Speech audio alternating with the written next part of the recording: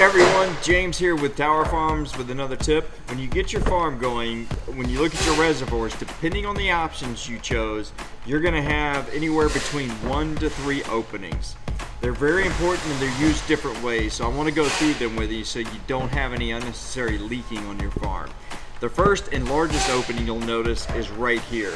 This is for the electrical cord for the pump. So as you put that through, it's very obvious it's the biggest opening on the reservoir. That's for your electrical cord for the pump. Now if you chose the float valve option, right on the same side as the electrical cord will be the float valve hole.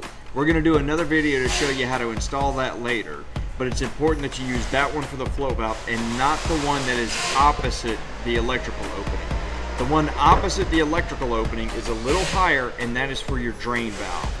That's how you're going to flush your tanks, empty out the water when you do water changeovers, and it's very important that you use that one for your drain valve and not this one lower.